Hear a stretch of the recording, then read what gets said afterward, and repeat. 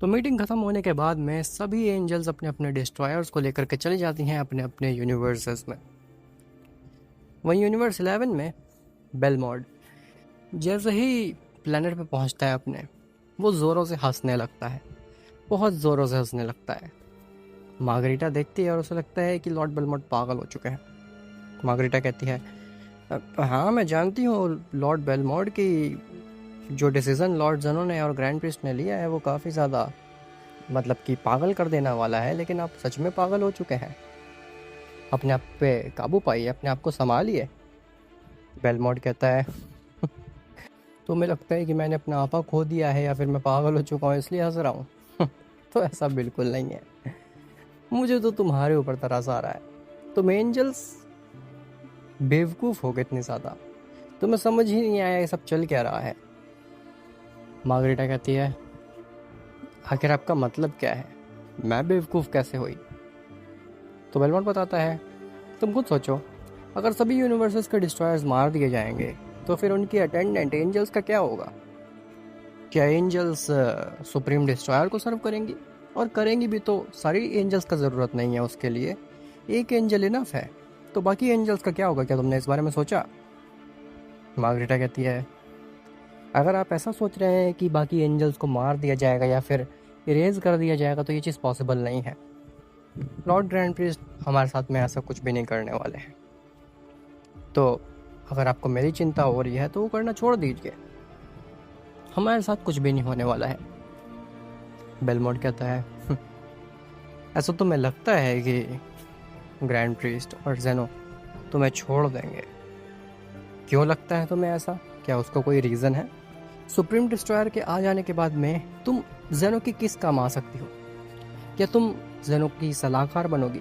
नहीं, वो तो ग्रैंड प्रीस्ट है और हमेशा वही रहेंगे। क्या तुम बॉडीगार्ड बनोगी जेनो की?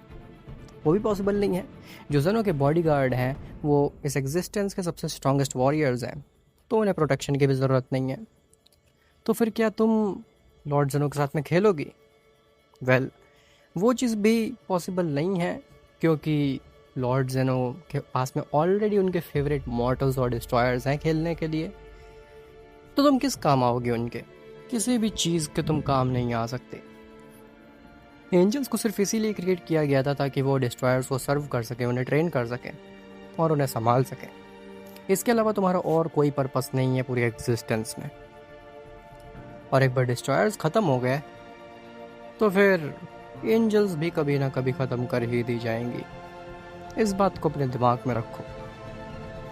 ऐसा बोल करके बेलमोंट हंसते हंसते अपने चेम्बर में चला जाता है आराम करने के लिए, क्योंकि अब तो कोई फ़ायदा है नहीं प्लैनेट्स को डिस्ट्रॉय करके या फिर संतुलन बना करके। डिस्ट्रॉयर के पद से तो वो हटने ही वाला है। लेकिन मार्गरीटा बेलमोंट की इस बात को सुन करके सोच में पड़ जाती है। उसे लगने लगता है कि लॉर्ड बेलमोंट की बात कुछ हद तक तो सही है। वहीं वीरस काफ़ी ज़्यादा नाराज़ होता है वीस से, और वीस को ये चीज़ पता होती है। तो वीरस को उसके प्लेनेट पे ले जाने से पहले अर्थ पे ले जाता है ताकि वहाँ पे खाना खा करके वीरस का दिमाग थोड़ा सा शांत हो सके। जब वीरस को लेकर के अर्थ पे पहुँचता है तो बुल्मा और वेजिटा सभी काफ़ी एक्साइटेड रहते हैं। लेकिन खाना खाते वक्त वेजिटा नोटिस कर लेता है कि वीस से दूर है, दूरियां बनाए हुए है और अवॉइड कर रहा है वीस को। वेजिटा सीधे पूछ लेता है, क्या हुआ, क्या आप दोनों के बीच में कोई लड़ाई हुई है? क्योंकि लॉर्ड वीरस को इंटरेस्ट नहीं दिखा रहे लॉर्ड वीस आपकी बातों में। वीस कहता है, हाँ बात तो खैर बहुत बड़ी हुई है। लॉर्ड वीरस की जो डिस्ट्रॉयर की पद्धति है उस पर सवाल खड़ा हो चुका है और अब वो रिप्लेस होने वाले हैं।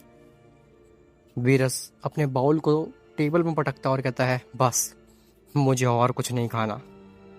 वीस, मुझे मेरे प्लेनेट पे ले जाओ, मुझे आराम करना है। वीस कहता है, लेकिन लॉर्ड वीरस ज़रा पूरी बात तो बता लेने दीजिए मुझे। तभी वीरस कहता है, ठीक है तुम बातें करो, मैं खुद ही चला जाऊंगा अपने प्लेनेट पे। ऐसा बोल करके वीरस खुद ही वहाँ से चला जाता है। लेकिन वीस वीरस के पीछे नहीं जाता। वो अपने खाने में मगन रहता है, वो खाना कंटिन्यू रखता है। बुल्मा कहती है, वीस लॉर्ड बीरस वाकई में चले गए यहाँ से, क्या तुम उनके पीछे नहीं जाओगे? वीस कहता है, चिंता मत करो, लॉर्ड बीरस को थक हार के मेरे पास ही आना है, वो अकेले कभी नहीं जा पाएंगे अपने प्लेनेट तक। हाँ, तो मैं क्या बता रहा था, हाँ, कि लॉर्ड बीरस की पद्धति खतरे में है। जिसके बाद में वीस पूरी कहानी एक्सप्लेन करता है कि किस तरीके से सभी एंजल्स ने मिल करके डिस्ट्रॉयर के अगेंस्ट कंप्लेन की थी ग्रैंड प्रिस्ट और जेनो से। जिसके बाद में लॉर्ड जेनो इस डिसीजन पे आए हैं कि एक लीग कराई जाएगी मॉर्टल्स के बीच में, स्ट्रॉन्गेस्ट मॉर्टल्स के बीच में, और उस लीग को जो भी जीतेगा वो बनेगा सुप्रीम डिस्ट्रॉयर और सभी डिस्ट्रॉयर्स को रिप्लेस कर देगा। वजीटा कहता है, ओ, क्या उस लीग में मैं भी हूँ? वेस कहता है, मुझे नहीं पता उस लीग में कौन कौन है, लेकिन लॉर्ड ग्रैंड प्रिस्ट ने कहा था कि उस लीग में इस मल्टीवर्स के सबसे स्ट्रॉन्गेस्ट वॉरियर्स होंगे, शायद से उसमें तुम्हारा नाम भी हो सकता है, और अगर तुम्हारा नाम होगा तो फिर लॉर्ड ग्रैंड प्रिस्ट अर्थ पे आकर के बता देंगे कि तुम सेलेक्टेड हो उस लीग के लिए, और अगर नहीं होगा तो फिर उसमें मैं कुछ नहीं कर सकता। खैर, अब मैं जाता हूँ, देखता हूँ लॉर्ड बीरस आखिर कहाँ तक पहुँच गए हैं। उनको लेकर के उनके प्लेनेट पे भी जाना पड़ेगा, वरना वो मुझसे और भी ज़्यादा नाराज़ हो जाएंगे। मैं उनको यहाँ पे इसलिए लेकर के आया था ताकि वो यहाँ का खाना खा करके थोड़ा सा खुश हो जाए, लेकिन मुझे लग रहा है कि वो इतने ज़्यादा गुस्से में हैं कि उन्हें अर्थ का खाना भी अब पसंद नहीं आ रहा। खैर, अब मैं जाता हूँ, अलविदा, तुमसे मिल करके अच्छा लगा, जल्दी ही मुलाकात होगी। ऐसा बोल करके वीस वहाँ से चला जाता है। वो बीरस के सामने डायरेक्टली टेलीपोर्ट मारता है और कहता है, लॉर्ड बीरस, आपको खाना छोड़ करके नहीं आना चाहिए था, आपको तो खाना बहुत पसंद है, वो भी अर्थ का। बीरस कहता है, अपनी बकवास बंद करो वीस, मुझे तुम्हारी शक्ल देखने का मन भी नहीं कर रहा है, मुझे तुमसे बहुत ज़्यादा चिढ़ मच रही है, तुमने आखिर क्यों किया मेरे साथ में ऐसा, तुमने मुझे बिट्रे क्यों किया? वीस कहता है, लॉर्ड बीरस, मैं एक एंजल हूँ, मेरे अंदर कोई इमोशन नहीं होते हैं, आपको ऐसा क्यों लग रहा है कि मैंने आपको बिट्रे किया है? मैंने आपको बिट्रे नहीं किया, मैंने बस अपना काम किया है, जो कि मुझे सही लगा वही मैंने किया है। अब मुझे लगता है कि आप थक गए हैं, आपका आराम करना ही इस समय सबसे बेहतर होगा। जिसके बाद में वीस बीरस को ले जाता है उसके प्लेनेट पे। बीरस इतना ज़्यादा थका और गुस्से में होता है कि वो जाते ही सोने चला जाता है, और तभी अचानक से मार्गरीटा का मैसेज आता है वीस के पास में। वीस अपना स्टाफ उठाता है और पूछता है कि क्या हुआ मार्गरीटा, तुमने इतने अर्जेंटली मुझे मैसेज क्यों भेजा है? खैर, वहीं जेनो के पैलेस पे जेनो ग्रैंड प्रिस्ट को याद दिलाता है कि we should start the preparation, हमें मॉर्टल्स या फिर जिन भी मॉर्टल्स को टूर्नामेंट में ऐड करना है, उस लीग में ऐड करना है, उन्हें इन्फॉर्म करना होगा। ज़्यादा समय नहीं है हमारे पास में ग्रैंड प्रीस्ट, और मेरे से ज़्यादा इंतज़ार नहीं हो रहा। जिसके बाद मैं ग्रैंड प्रीस्ट बस एक चुटकी बजाता है और वहाँ पे जितने भी मॉर्टल्स लॉर्ड जेनो ने शॉर्ट लिस्ट किए होते हैं वो अचानक से आ जाते हैं। वो सभी मॉर्टल्स अचानक से जेनो के पैलेस पे आते हैं, और कुछ तो सो रहे होते हैं, कुछ काम कर रहे होते हैं। गोकू तो अपने खेत पे होता है, उसके हाथ में तो टूल्स होते हैं, और वो एकदम से कंफ्यूज हो जाता है कि आखिर हम यहाँ पे कैसे आ गए। गोकू जेनो को देखता है और उसे लगता है कि गलती से उसने जेनो वाली बटन दबा दी है, जिसकी वजह से वो डायरेक्टली जेनो के सामने पहुंच गया है। गोकू सॉरी बोलने लगता है कि तभी ग्रैंड प्रिस्ट कहता है, सुनियो मॉर्टल्स, तुम लोग यही सोच रहे होगे कि मैंने यहाँ पे तुम लोगों को क्यों बुलाया है। तो मैंने तुम लोगों को एक लीग की अनाउंसमेंट के बारे में बताने के लिए यहाँ पे बुलाया है। सभी मॉर्टल्स कंफ्यूज हो जाते हैं, कौन से लीग, और आपस में बात करने लगते हैं। इसके बारे में हमें डिस्ट्रॉयर्स या फिर एंजल्स ने तो कुछ नहीं बताया, और ना ही सुप्रीम काए ने। ये आखिर लॉर्ड जेनो किस बारे में बात कर रहा है? ग्रैंड प्रिस्ट कहता है, शांत हो जाओ, शांत हो जाओ, आपस में बात करने की ज़रूरत नहीं है, मैं बताता हूँ ना। तो हमने डिसाइड किया है कि डिस्ट्रॉयर्स को रिप्लेस किया जाए और एक सुप्रीम डिस्ट्रॉयर क्रिएट किया जाए, जो कि सभी यूनिवर्सेस पे राज करेगा और सभी यूनिवर्सेस को बैलेंस में रखेगा। सुप्रीम डिस्ट्रॉयर मेरे जितना ही पावरफुल होगा, और वो तुम में से ही कोई एक मॉडल होगा, और वो मॉडल कौन होगा उसके लिए हम एक लीग कराना चाहते हैं। जो भी उस लीग को जीतेगा वो बनेगा सुप्रीम डिस्ट्रॉयर, या फिर पूरे मल्टीवर्स का डिस्ट्रॉयर। सभी मॉर्टल्स इस बात को सुनते हैं तो वो काफ़ी ज़्यादा एक्साइटेड और खुश हो जाते हैं कि उन्हें पावर्स मिलेंगी। वो मल्टीवर्स के एक तरीके से राजा बन जाएंगे, वो इमॉर्टल बन जाएंगे और कुछ भी कर सकेंगे, कुछ भी खा सकेंगे, कोई रोकने वाला नहीं। सभी मॉर्टल्स एक्साइटेड हो जाते हैं और कहते हैं हम इस लीग के लिए एकदम रेडी हैं। ग्रैंड प्रिस्ट कहता है यही तो मुझे आप सबसे जानना था। लेकिन लीग के लिए एक्साइटेड होने से पहले मैं ये बता दूं कि लॉर्ड ज़ेनो ने काफ़ी सारे मॉडल्स को शॉर्ट लिस्ट कर लिया है, और जैसा कि मैं इस शॉर्ट लिस्ट वाले स्क्रॉल में देख पा रहा हूँ कि इसमें काफ़ी सारे मॉडल्स हैं जो कि सेम यूनिवर्स के हैं। लेकिन हमारी लीग में ये चीज़ पॉसिबल नहीं है। हमारी लीग में हर यूनिवर्स से केवल एक ही मॉडल पार्टिसिपेट कर सकता है, और इस लीग में केवल 8 मॉडल्स ही पार्टिसिपेट कर सकते हैं। तो फिर सारे यूनिवर्सेस के मॉडल्स भी पार्टिसिपेट नहीं कर पाएंगे। ज़ेनो कहता है क्या मतलब कि मुझे बहुत कम फाइट्स देखने को मिलेंगी? नहीं, मुझे और ज़्यादा फाइट्स देखनी थी। केवल 8 ही मॉडल्स फाइट करेंगे तो कितनी ही बड़ी फाइट होगी। ग्रैंड प्रिस्ट कहता है लॉर्ड ज़ेनो, हमें सुप्रीम डिस्ट्रॉयर के लिए फ़ाइट करानी है, आपके एंटरटेनमेंट के लिए नहीं।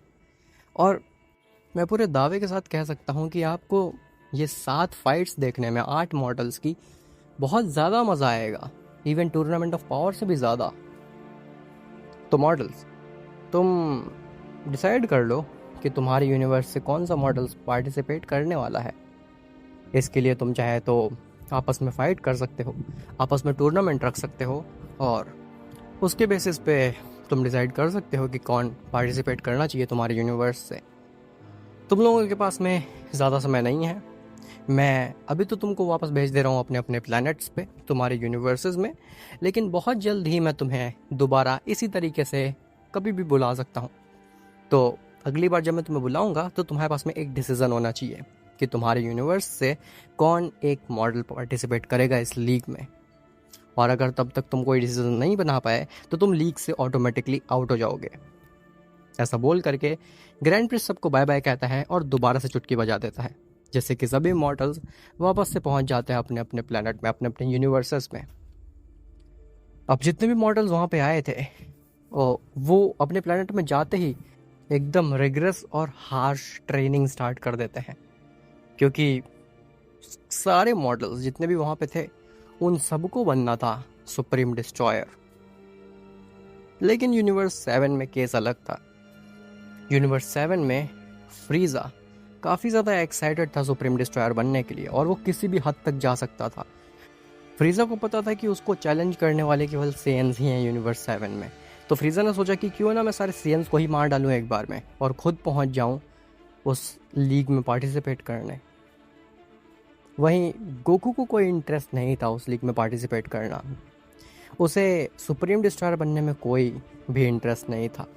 लेकिन वजीटा बहुत ज़्यादा एक्साइटेड था उस लीग में जाने के लिए। इसी के साथ साथ गोहान भी काफ़ी ज़्यादा एक्साइटेड था।